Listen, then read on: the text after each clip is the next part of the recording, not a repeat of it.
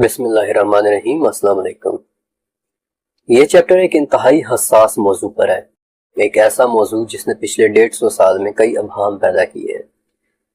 لیکن ان ابہام کی وجہ صرف اس کی حساسیت تھی۔ کوئی اس موضوع پر کھل کر بات کرنے کو تیار نہیں ہوتا تھا۔ میں اس چیپٹر کو 2 حصوں میں تقسیم کر رہا ہوں۔ پہلا حصہ اس موضوع کی سنجیدگی اور حساسیت پر بات کرے گا تاکہ آپ سمجھ سکیں کہ معاملات اتنے سیدھے ہیں نہیں جتنے ہم کہہ دیتے ہیں۔ پہلے حصے میں کئی سوالات بھی کھڑے ہوں گے جو بظاہر ایک ڈیڈ اینڈ، ایک بند گلی نظر آئیں گے، لیکن اس چیپٹر کا دوسرا حصہ آپ کو ان سوالوں کے جوابات دینے کے لیے تیار کرے گا۔ تاریخ میں فاسلز ایک لمبے عرصے سے مل رہے ہیں، اور فاسلز ان ہڈیوں کو کہتے ہیں جو لاکھوں سال سے زمین میں دبی ہوئی ہوں۔ یہ فاسلز کبھی ڈائنوسورز کے ہوتے ہیں اور کبھی معدوم ہو چکے جانوروں کے، لیکن 1856 کے جرمنی میں ایک ایسی دریافت ہوئی جس نے مستقبل کی دنیا کو بدل کر رکھ دیا اور بہت سے مذاہب کو چیلنج بھی کیا، حتیٰ کہ مسلمانوں کو بھی۔ یہ دریافت تھی ایک انسان نما کھوپڑی کی، اور انسان نما کا مطلب یہ ہے کہ اس کھوپڑی کی شیپ تو بالکل انسانوں والی تھی، لیکن وہ دریافت انسانی کھوپڑی سے کہیں زیادہ بڑی اور کہیں زیادہ چپٹی تھی، جیسے انسان جیسی کوئی مخلوق ہو۔ اس کھوپڑی کی عمر معلوم کرنے کے لیے ایک سائنٹیفک میتھڈ اپنایا گیا جسے کاربن ڈیٹنگ کہتے ہیں، اور اس ٹیکنیک سے پتہ چلا کہ یہ کھوپڑی تو لاکھوں سال پرانے کسی مخلوق کی ہے جو کہ انسان جیسی تھی۔ لیکن ان لاکھوں سال کے دعوے میں تھوڑا سا شک کرنا ضروری ہے، کیونکہ کاربن ڈیٹنگ ٹیکنیک میں اگر سیمپل یعنی جس چیز کی عمر معلوم کی جا رہی ہے اس میں تھوڑی سی بھی ملاوٹ ہو جائے تو بہت غلط رزلٹ سامنے آتا ہے۔ کاربن ڈیٹنگ ایک بہت زیادہ قابل اعتبار طریقہ نہیں، اسی لیے جہاں ایک طرف کھدائی کے دوران ایک کے بعد ایک فاسلز ملنے لگے، وہیں دوسری طرف ان کی عمریں معلوم کرنے کے لیے کاربن ڈیٹنگ کے علاوہ بھی نئی سے نئی ٹیکنالوجی ایجاد ہوتی چلی گئی، مثلا ریڈیو کاربن ڈیٹنگ، مثلا الیکٹران پیرامیگنیٹک ریزوننس، مثلا تھرمولومینیسنس ڈیٹنگ، مثلا ریڈیومیٹرک ڈیٹنگ، مثلا انکریمنٹل ڈیٹنگ۔ اور اس وقت ان ڈھانچوں یا ان کھوپڑیوں کی عمریں معلوم کرنے کے لیے جدید ترین ٹیکنالوجی میں ایکسلریٹڈ میس اسپیکٹرومیٹری اور یورینیم تھوریم میتھڈز شامل ہیں۔ یہ وہ میتھڈز ہیں، یہ وہ ٹیکنیکس ہیں، وہ طریقہ کار ہیں جو کسی بھی چیز کے پگمنٹس کو ڈائریکٹ سیمپل کر کے بتا دیتے ہیں کہ فلاں چیز اتنے ہزار یا اتنے لاکھ سال پرانی ہے۔ تو اب 2 سوال کھڑے ہوتے ہیں کہ ان کھوپڑیوں کی عمر معلوم کرنے کا ایک طریقہ ناقابل اعتبار ہو سکتا ہے، دوسرا طریقہ ناقابل اعتبار ہو سکتا ہے، تیسرا ناقابل اعتبار ہو سکتا ہے، لیکن جب تمام ٹیکنالوجیز ایک جیسا رزلٹ دکھائیں تو پھر یقین کرنا پڑ جاتا ہے کہ وہ واقعی لاکھوں سال پرانے ڈھانچے ہیں۔ تو دوسرا سوال یہ کہ ایک ڈھانچہ فراڈ ہو سکتا ہے، 2 ڈھانچے فراڈ ہو سکتے ہیں، 10 ڈھانچے فراڈ ہو سکتے ہیں، اور یہ سچ ہے کہ لوگوں نے فیک ڈھانچے بنائے بھی ہیں، لیکن یہ بھی سچ ہے کہ اب تک 6000 ایسے ڈھانچے مل چکے ہیں جن کی آتھینٹیسٹی میں، جن کے سچے ہونے میں، جن کا حقیقی ہونے میں کوئی شک نہیں ہے کہ وہ واقعتاً لاکھوں سال پرانے ہیں۔ اور اس سے ایک بہت ہی خوفناک تھیوری پیدا ہوئی کہ یہ کھوپڑیاں کسی ایسی عجیب و غریب مخلوق کی ہیں کہ جو انسان سے پہلے اس زمین میں آباد تھی اور انسان کے بجائے جانوروں کے زیادہ قریب تھی، اور انسان اسی کی نسل سے آگے پیدا ہوئے، اور اس تھیوری کو نام دیا گیا تھیوری آف ایوولوشن، یعنی نظریہ ارتقاء۔ اب یہ ایک بڑی پریشان کن دریافت تھی، اور ماڈرن نسل کے ذہن میں طرح طرح کے شک اور شبہات پیدا ہونے لگے کہ کیا واقعی ایوولوشن سچ ہے؟ کیا واقعی انسان کسی ایسی حیوان نما مخلوق کی نسل سے ہے؟ اور اگر یہ بات سچ ہے تو یہ تھیوری کسی بھی الہامی مذہب سے بہت زبردست طریقے سے ٹکرا رہی تھی کہ پہلے انسان حضرت آدم مٹی سے بنے تھے، اور یہ تھیوری کہتی ہے کہ انسان کسی حیوان نما مخلوق سے بنا تھا۔ اب اس ٹکراؤ سے نمٹنے کے لیے تمام مذاہب نے اپنی اپنی تھیوریز پیش کی۔ عیسائیوں نے یہ کہہ کر رد کر دیا کہ یہ سب ڈھانچے، یہ سب فاسلز وغیرہ جھوٹ ہیں، فراڈ ہیں، انہیں خدا نے صرف ہمارا ایمان ٹیسٹ کرنے کے لیے زمین میں رکھا ہے۔ ایسے یہودیوں نے بھی انہیں جھوٹا کہہ کر جان چھڑا لی، لیکن مسلمانوں میں اوپینین ڈیوائیڈ ہونا شروع ہو گئی، رائے تقسیم ہونا شروع ہو گئی۔ کچھ اسکالرز نے خاموشی اختیار کر دی، کچھ اسکالرز نے ایوولوشن کے کچھ حصوں کو مان لیا اور کچھ کا انکار کر دیا، اور کچھ اس بات پر ڈٹ گئے کہ نہیں، ایوولوشن محض ایک تھیوری ہے، صرف ایک اندازہ ہے، ایک دھوکہ ہے۔ لیکن مسئلہ یہ تھا کہ صرف کہہ دینے سے کہ یہ ایک تھیوری ہے، ایک اندازہ ہے، ایک دھوکہ ہے، جان نہیں چھوٹ جاتی۔ ماڈرن ایجوکیشن سے منسلک نسل سوال کرتی ہے، یہاں تک کہ 70s میں ترکی، سعودی عرب، لبنان اور پاکستان وغیرہ کو باقاعدہ ایک کیمپین چلانی پڑی تھی کہ ایوولوشن جھوٹ ہے، فراڈ ہے، دھوکہ ہے۔ آخر کار اسکالرز کی اکثریت نے یہ حل نکالا کہ ہمیں اس موضوع پر توقف سے کام لینا چاہیے، یعنی کہ جو چیز قرآن میں ڈکلیئر نہیں ہوئی بھی، اس پر بحث کی کوئی ضرورت نہیں ہے۔ اب اس توقف سے فائدے کے بجائے نقصان زیادہ ہوا، اور اس وقت صورتحال کچھ یوں ہے کہ 19% مسلمان، 19% مسلمان یہ ماننے لگ گئے ہیں کہ انسان ایوولوشن ہی کی پیداوار ہے۔ بلکہ 2009 میں جب میکگل یونیورسٹی نے پاکستان کے ہائی سکولز میں ایک سروے کیا تھا اور سٹوڈنٹس کے سامنے یہ سوال رکھا تھا، کیا ان فاسلز کو دیکھ کر آپ یہ بات مانتے ہیں کہ ایوولوشن سچ ہو سکتا ہے، تو 86% نے ہاں ہی میں جواب دیا تھا۔ اور 2013 میں پیو ریسرچ کی PEW ریسرچ کی سروے سے یہ پتہ چلا تھا کہ ہاں کہنے والوں کی تعداد بڑھتی چلی جا رہی ہے، یہاں تک کہ ایران اور افغانستان جیسے کنزرویٹو ممالک میں بھی 26% نے ہاں کہی تھی۔ اور یہی وجہ ہے کہ 2014 میں جب داعش نے موصل عراق میں قبضہ کیا تھا تو سب سے پہلے انہوں نے سکولز کے اندر بایولوجی پڑھانے پر پابندی لگائی تھی۔ اس موقع پر مجھے ایک واقعہ یاد آ گیا جو میں نے سینٹ آگسٹین کی 5ویں صدی کی ایک کتاب دی سیویتاتے دے دا سٹی آف گاڈ میں پڑھا تھا کہ عیسیٰ علیہ السلام کے 170 سال بعد ایک رومن بادشاہ جولین کے سامنے ایک یونانی عیسائی اور ایک مصری ملحد کا مناظرہ ہوا تھا، اور آدم علیہ السلام کے بارے میں ان دونوں کا نقطۂ نظر سننے کے بعد جولین نے کہا تھا، ہو سکتا ہے کہ ایک کے بجائے کئی آدم آئے ہوں، اور اس وقت ان تمام ڈھانچوں اور فاسلز کو دیکھتے ہوئے مسلمانوں کے ہاں بھی ایک بڑا طبقہ اس کانسیپٹ کا قائل ہو چکا ہے۔ اور میں امید کرتا ہوں کہ اب آپ کو اس موضوع کی سنجیدگی اور اس کی حساسیت کا اندازہ ہو چکا ہوگا کہ اس پر انٹلیکچول انداز میں بات کرنا، دلائل کے ساتھ بات کرنا کس قدر ضروری ہے، اور انٹلیکچول انداز میں بات کرنے کے لیے ہمیں بہت ہی توجہ سے قرآن، حدیث اور بذات خود ان ڈھانچوں کو اسٹڈی کرنا ہوگا۔ اب یہ ڈھانچے کتنے عجیب و غریب سے ہیں، چلے میں ان میں سے کچھ کے متعلق آپ کو بتاتا ہوں۔ 1974 میں ایتھوپیا سے ایک ڈھانچہ ملا جو بائی پیڈل یعنی کہ 2 ٹانگوں پر چلنے والی کسی مخلوق کا تھا۔ یہ کسی عورت یا عورت جیسی کسی مخلوق کا ڈھانچہ تھا۔ It was a female skeleton، اور مقامی زبان میں لوگوں نے پیار سے اس ڈھانچے کا نام ڈنکنیش رکھا، جس کا مطلب ہے کہ تم بہت پیاری ہو۔ دنیا آج اس ڈھانچے کو لوسی کے نام سے جانتی ہے۔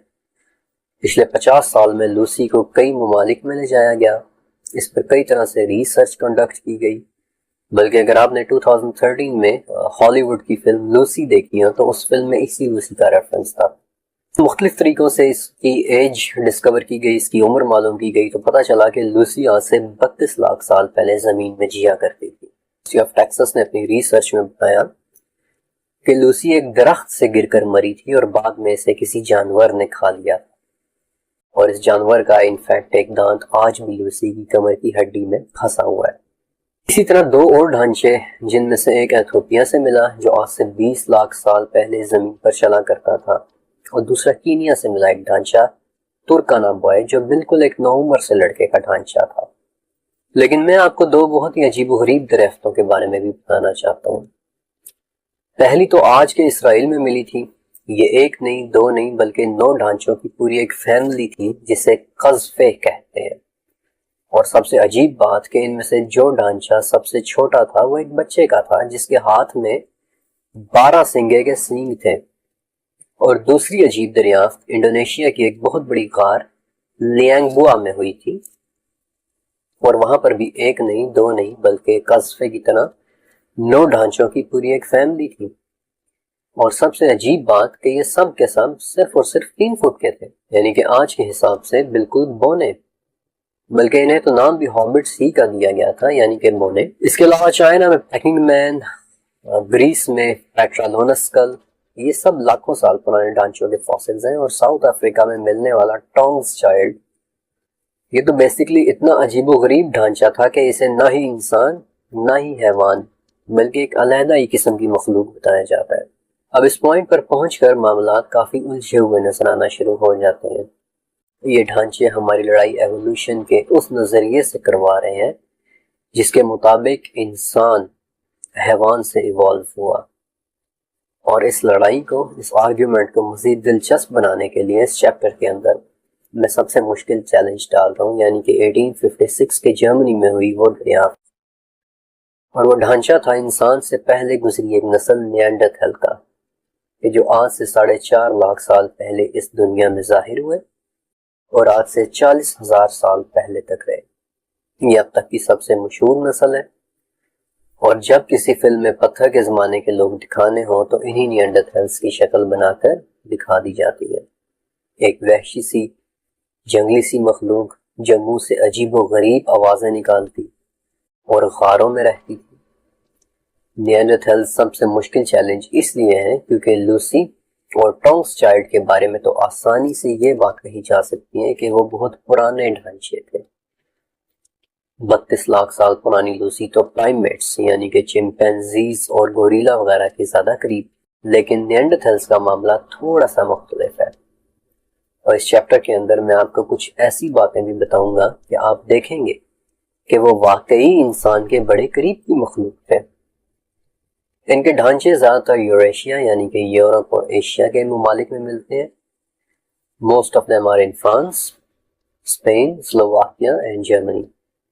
اور ان کے ڈھانچوں کی ساخت دیکھ کر پتہ چلتا ہے کہ وہ ایک خونخوار نسل تھی۔ غاروں میں رہتے اور آگ جلا سکتے تھے، پتوں اور جڑی بوٹیوں کو بنیادی دوائی کے طور پر استعمال کر سکتے تھے۔ نیانڈرتھلز مردوں کا قد their height 5.5 فٹ ہوتا تھا، اور ان کی عورتوں کا قد 5 فٹ۔ یہ ایمبوش ہنٹرز تھے یعنی کہ گروہ یا جتھے بنا کر اور چھپ کر باراسنگوں، ہرنوں اور جنگلی سوروں کا شکار کرتے تھے، اور ان کے گھٹنوں کی ساخت بتاتی ہے کہ وہ بڑی مضبوط جسامت رکھتے تھے اور آرام سے 35 سے 40 میل دور تک بھاگ سکتے تھے۔ نیانڈرتھلز کے متعلق یہ سب باتیں سن کر اب آپ کو کیا لگ رہا ہے؟ ان خصوصیات کی وجہ سے دماغ بڑی آسانی سے ٹرک ہو سکتا ہے، بڑی آسانی سے سوچ سکتا ہے کہ یہ تو بڑی انسانی سی خصوصیات ہیں، یہ تو بڑا ہیومن کائنڈ آف بیہیویئر ہے، دوائی کھانا، آگ جلانا، اور یہی وہ موقع ہے جہاں بہت سے لوگ نیانڈرتھلز کو انسان کے پریڈیسیسرز مان لیتے ہیں اور ایوولوشن ایک سچ لگنے لگ جاتا ہے۔ اور اسی نازک موقع پر اس چیپٹر کا دوسرا حصہ شروع ہونے والا ہے، جس کے اندر میں آپ کو بتاؤں گا کہ ان تمام سوالوں اور شبہات کا جواب کیسے دینا ہے۔ انفیکٹ اس چیپٹر کے اندر میں آپ کو ایسے دلائل مہیا کرنے والا ہوں کہ ایوولوشن کے متعلق خود آپ کا اپنا کانسیپٹ بھی انشاءاللہ کلیئر ہو جائے گا۔ سب سے پہلی اور بڑی بات جو شبہات کو جنم دیتی ہے کہ نیانڈرتھلز آگ کا استعمال کرنا جانتے تھے، وہ آگ کو کنٹرول کرنا جانتے تھے۔ یہ بات ہمیں اس طرح سے پتہ چلتی ہے کہ نیانڈرتھلز کی غاروں میں چھتوں اور دیواروں پر مینگنیز ڈائی آکسائڈ ملتی ہے جو بیسیکلی آگ کے جلنے کے بعد پیدا ہوتی ہے۔ لیکن کیا آگ لگانا، آگ جلانا ان کے انسان ہونے کا ثبوت ہے؟ اس زمین کے اوپر آگ کا استعمال پچھلے 8 لاکھ سال سے ہو رہا ہے، لیکن آگ صرف انسان ہی کنٹرول کرنا نہیں جانتا۔ انسان کے علاوہ بھی کچھ مخلوقات ہیں جو آگ کا استعمال کرتی ہیں۔ آپ نے کبھی آسٹریلیا کے دا بلیک کائٹ نامی ایک عقاب کے متعلق سنا ہے؟ ایک لمبے عرصے تک یہی سمجھا جاتا رہا کہ جب بھی جنگل میں آگ لگتی ہے، بلیک کائٹ آگ کی وجہ سے گھاس میں اڑتے ہوئے کیڑوں کو پکڑنے کے لیے ان کی طرف لپکتا ہے، لیکن اب آ کر یہ پتہ چلا ہے کہ یہ آگ اکثر لگاتا ہی بلیک کائٹ ہے۔ یہ سورج کی حدت میں پڑی سوکھی لکڑیوں کو ڈھونڈتا اور انہیں اٹھا کر ایک خشک جگہ جمع کر لیتا ہے۔ اب شدید گرمی سے ان لکڑیوں میں آگ لگ جاتی ہے اور پھر بلیک کائٹ انہیں اٹھا کر گھاس پر پھینکتا ہے، جس سے گھاس کے اندر چھپے کیڑے باہر نکل آتے ہیں اور یہ انہیں کھا جاتا ہے۔ آگ کا استعمال صرف انسان نہیں اور بھی مخلوقات جانتی ہیں، اور نیانڈرتھلز انہی مخلوقات میں سے ایک مخلوق تھے۔ دوسری بات کہ نیانڈرتھلز کی ایک ایسی عادت تھی جس سے اکثر لوگ اس شک میں مبتلا ہو جاتے ہیں کہ شاید وہ انسانی پریڈیسیسر تھے۔ اور وہ بات یہ ہے کہ وہ لوگ جڑی بوٹیوں اور پتوں کو ایک بنیادی سی دوائی کے طور پر استعمال کر سکتے تھے، لیکن کیا ہربل دوائیوں کا استعمال ان کے انسان ہونے کی دلیل ہے؟ دوائی دنیا کا ہر جاندار استعمال کرتا ہے۔ برازیل کے مکا پیرٹس ایک خاص قسم کی مٹی کھاتے ہیں جس سے ان کے پیٹ کے اندر موجود کیڑے اور بیکٹیریاز مر جاتے ہیں۔ اسی طرح میڈغاسکر کے پریگننٹ لیمرز، وہ اپنی پریگننسی کے دوران انجیر کے پتے کھاتے ہیں جس سے فیمیل لیمرز میں دودھ کی پیدائش بڑھ جاتی ہے۔ پھر کینیا کی پریگننٹ ہتھینیاں بھی اپنی پریگننسی کے دوران کچھ ایسے پتے کھاتی ہیں جنہیں وہ اپنی نارمل یا یوزول ڈائٹ میں نہیں کھاتی۔ بلکہ شاید آپ یہ سن کر حیران ہوں گے کہ برازیل کے اسپائڈر منکیز اپنے میٹنگ سیزن کے دوران خاص قسم کے پھل کھانا شروع کر دیتے ہیں، اور یہ وہ خاصیت ہے جسے آج تک ہم صرف انسانوں کے ساتھ ہی خاص سمجھتے چلے آئے تھے۔ آپ کی دلچسپی کے لیے بتا دیتا ہوں کہ پورے اینیمل کنگڈم میں جانوروں کی جڑی بوٹیاں اور پتوں کو دوائی کے طور پر استعمال کرنے کی پوری ایک سٹڈی ہے جسے زو فارماکوگنوسی کہتے ہیں، جس کا لفظی مطلب یہ ہے کہ جانوروں کا ادویات کے متعلق علم۔ دوائیاں انسان کے علاوہ بھی مخلوقات استعمال کرتی ہیں، اور نیانڈرتھلز بھی انہی مخلوقات میں سے ایک تھے۔ تیسری اہم بات جو نیانڈرتھلز کو انسان کا ہی ایک پریکرسر ماننے کے حوالے سے دلیل ہے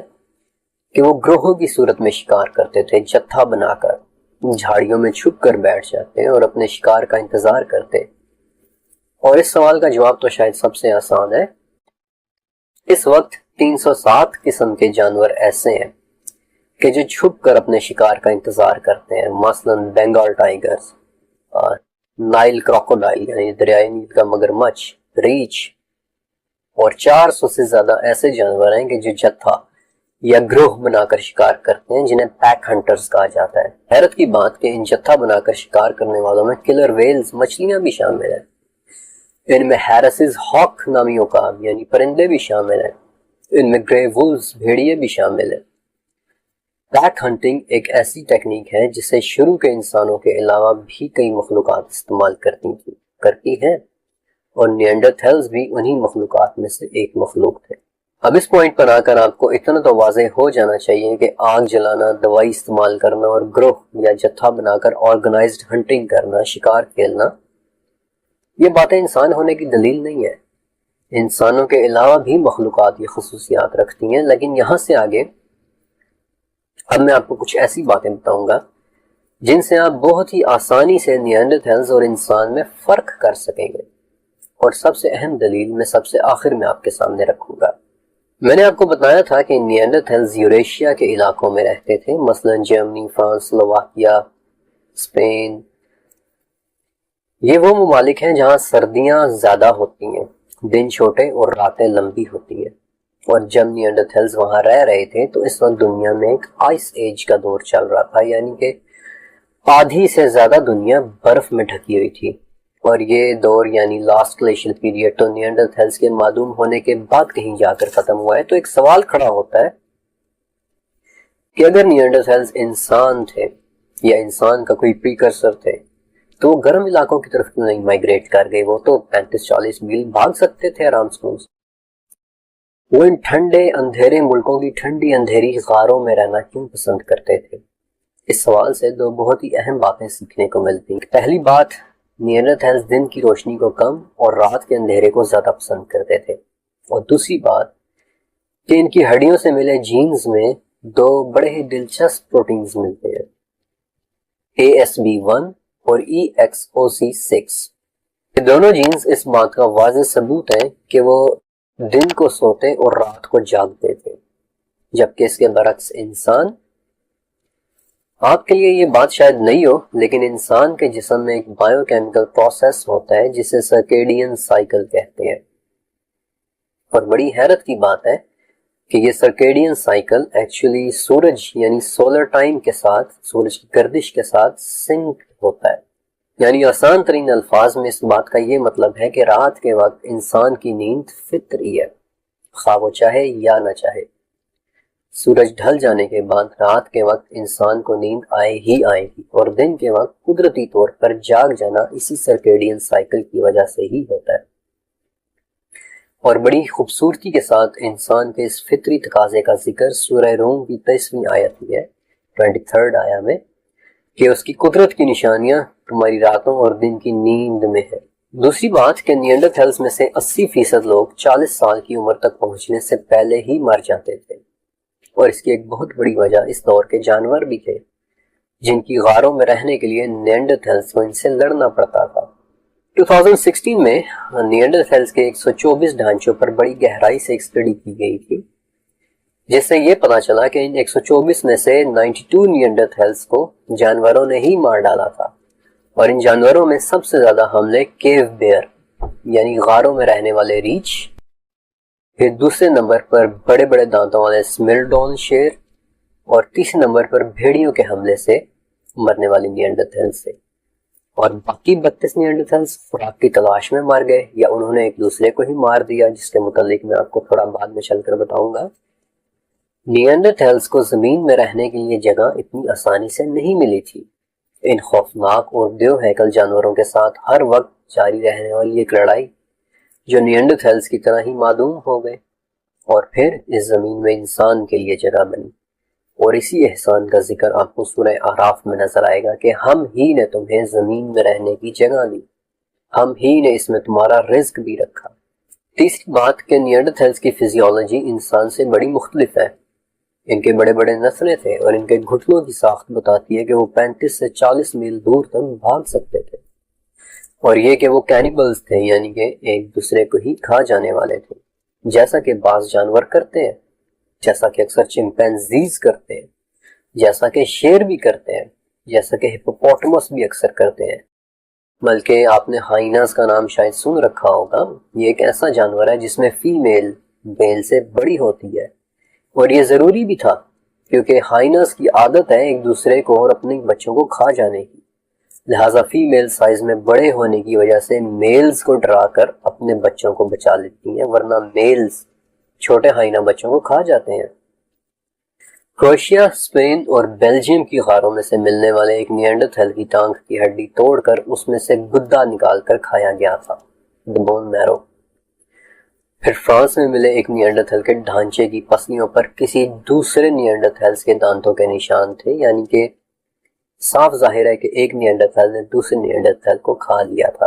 اور اسپین میں تو 12 ڈھانچے ایسے ملے ہیں جن کے سر توڑ کر ان میں سے دماغوں کو نکال کر کھایا گیا تھا، اور ان میں سے 3 ڈھانچے انفیکٹ بچوں کے تھے۔ ڈرہم یونیورسٹی کے پروفیسر پال پیلٹیٹ نے ایتھوپیا سے ملنے والے فاسلز A1333 کو اسٹڈی کیا تھا، اور وہ کہتے ہیں کہ جرمنی سے لے کر چائنا تک پھیلے ہوئے فاسلز کی کھوپڑیاں ٹوٹی ہوئی ہیں، ان کے گدوں کو نکال کر کھایا گیا ہے۔ ایک لمبے عرصے تک یہی سمجھا جاتا رہا کہ کھوپڑیوں کا اس طرح توڑ کر دماغ نکالے جانا شاید کسی قسم کی کوئی مذہبی رسم تھی، لیکن 2010 میں مزید بہتر ٹیکنالوجی سامنے آئی جس سے ان ہڈیوں کی مزید بہتر اسٹڈی ہوئی، اور اس بہتر اسٹڈی سے ایک بہتر انٹرپریٹیشن ملی، اور ہمیں پتہ چلا کہ یہ کوئی مذہبی رسم نہیں تھی بلکہ خوراک کے حصول کے لیے نیانڈرتھلز ایک دوسرے کے دماغ کو نکال کر کھا رہے تھے۔ کہ کروشیا میں غار ہے جسے وندیا کیو کہتے ہیں، اس میں نیانڈرتھلز کی ہڈیوں میں سے ایک بھی کھوپڑی سلامت نہیں ہے، یہ سب کی سب کھوپڑیوں اور ہڈیوں کو توڑ کر ان میں سے دماغ اور گدا نکال کر کھایا گیا ہے۔ لیکن انسان، ذرا خود سوچئے کہ 40,000 سال پہلے نیانڈرتھلز معدوم ہوئے ہیں، اور ان کے صرف چند ہزار سال بعد انسان سولومن آئیلینڈز پہ ارویاں یعنی کہ ٹیرو کاشت کر رہے تھے۔ انفیکٹ یہ زراعت میں کسی بھی ملک کی تاریخ میں سب سے پرانا ثبوت ہے کہ 28,000 سال پہلے سولومن آئیلینڈز پر عربیوں کی کاشت۔ نیانڈرتھلز اور انسان کی خوراک کے حوالے سے دوسرا فرق کہ کہاں 40,000 سال پہلے نیانڈرتھلز ایک دوسرے کی ہڈیوں کا گدا نکال کر کھا رہے تھے، اور کہاں صرف چند ہزار سال کے بعد تبریا کی جھیل سے، سی آف گیلیلی سے ایسے اوزار ملتے ہیں کہ جو فصل کاٹنے کے لیے استعمال ہوتے تھے، اور نہ صرف یہ بلکہ ان اوزاروں پر نشان بھی اس طرح کے پڑے ہوئے ہیں کہ جیسے انہوں نے کسی سبز فصل کو کاٹا ہو۔ آپ کی دلچسپی کے لیے بتا دیتا ہوں کہ یہ وہی تبریا جھیل ہے، یعنی کہ سی آف گیلیلی، جس کا پانی یاجوج ماجوج کے آنے سے پہلے ایک نشانی کے طور پر خشک ہو جانا ہے۔ انسان اور نیانڈرتھلز کی خوراک میں زمین آسمان کا فرق تھا، اور سورہ اسراء کی آیت ہے کہ یقیناً ہم نے آدم کی اولاد کو بہت عزت دی، انہیں خشکی اور طری کی سواریاں دیں، انہیں پاکیزہ چیزوں کے رزق دیے اور اپنی بہت سی مخلوقات پر انہیں فضیلت کی۔ اب ذرا سوچیں تو صحیح کہ 40 میل دور پیدل بھاگنے والی مخلوق نیانڈرتھلز کے مقابلے میں بنی آدم کو خشکی اور طری کی سواریاں ملیں۔ ایک دوسرے کو کھا جانے والے نیانڈرتھلز کے مقابلے میں آدم کی اولاد کو پاکیزہ چیزوں کے رزق ملے، ارویاں، مکئی، گندم۔ ابن عباس سے مروی ہے کہ آدم علیہ السلام نے اس دنیا میں جو پہلی خوراک کھائی وہ گندم تھی۔ اور اس آیت کے آخری حصے پر غور کریں کہ ہم نے بنی آدم کو اپنی بہت سی مخلوقات پر فضیلت عطا کی، اور ان بہت سی مخلوقات میں نیانڈرتھلز یقیناً شامل ہے۔ اب تک آپ کو اتنا واضح ہو جانا چاہیے کہ نیانڈرتھلز انسان سے مختلف ایک علیحدہ مخلوق تھے، صرف اور صرف فطری تقاضوں والی ایک مخلوق جس کا مقصد صرف کھانا، پینا، سونا اور افزائش نسل کرنا تھا۔ اور میں آپ کو اس کی بھی دلیل سورہ شعراء سے پیش کرتا ہوں کہ اس سے ڈرو جس نے تمہیں تخلیق کیا اور تم سے پہلے کے لوگوں کو بھی۔ عموماً یہاں پہلے کے لوگوں سے مراد یا اس کا مطلب گزشتہ اقوام لیا جاتا ہے، لیکن ذرا اس پہلے کے لوگوں کے لیے استعمال ہوئے عربی لفظ پر تو غور کریں، جبلت الاولین۔ اور میرا آپ سے ایک سوال ہے کہ جبلت کسے کہتے ہیں؟ آپ سب نے اردو کی کلاس میں پڑھا ہوگا انسان کے جبلی تقاضے۔ جبلت کہتے ہیں زندگی کی ایک بہت ہی بنیادی شکل کو، ایک ایسی زندگی، ایک ایسی شکل، ایک ایسی مخلوق جس کی ضروریات صرف اور صرف کھانا، پینا، سونا اور افزائش نسل کرنا ہے۔ اور اس جبلت الاولین یعنی پہلے گزر جانے والی ایک جبلی زندگی کے کانسیپٹ پر نیانڈرتھلز نامی یہ مخلوق بالکل فٹ بیٹھتی نظر آتی ہے۔ اور اب بنی آدم کے نیانڈرتھلز سمیت اس زمین پر رہنے والے کسی بھی دوسری مخلوق سے ممتاز ہونے کی سب سے بڑی دلیل، جیسا کہ میں نے آپ سے وعدہ کیا تھا، وہ دلیل جو اللہ تعالیٰ نے بذات خود قرآن پاک کے بالکل شروع میں ہی بتا دی ہے۔ سورہ بقرہ۔ اللہ نے آدم کو تمام نام سکھا کر فرشتوں کے سامنے کیا۔ آدم علیہ السلام کو پیدائش پر ملا اللہ تعالیٰ کا ایک گفٹ، ایک تحفہ، زبان، بولنے کی صلاحیت۔ انہیں تمام چیزوں کے نام سکھائے گئے، انہیں بولنے کی صلاحیت دی گئی، انہیں زبان دے دی گئی۔ اور چونکہ یہ دلیل میں قرآن پاک سے اٹھا رہا ہوں، اس لیے اس چیپٹر میں آگے چل کر آپ دیکھیں گے کہ آدم اور ان دوسری مخلوقات میں فرق کی اس سے بڑی شاید ہی کوئی دلیل ہو۔ انسان میں ایک جین ہوتا ہے جسے FOXP2 کہتے ہیں، یعنی فوک ہیڈ فاکس پروٹین۔ یہ ایک ایسا پروٹین ہے کہ جو انسانوں میں زبان یعنی لینگویج اور بولی کے لیے ضروری ہوتا ہے، بلکہ سائنسدان تو اکثر مذاق میں اسے گرامر جین بھی کہتے ہیں۔ 1998 میں انگلینڈ میں ایک پوری فیملی اپنے سپیچ ڈس آرڈر کے علاج کے لیے ہاسپٹل گئی، یعنی کہ وہ لوگ صحیح سے بول نہیں پاتے تھے،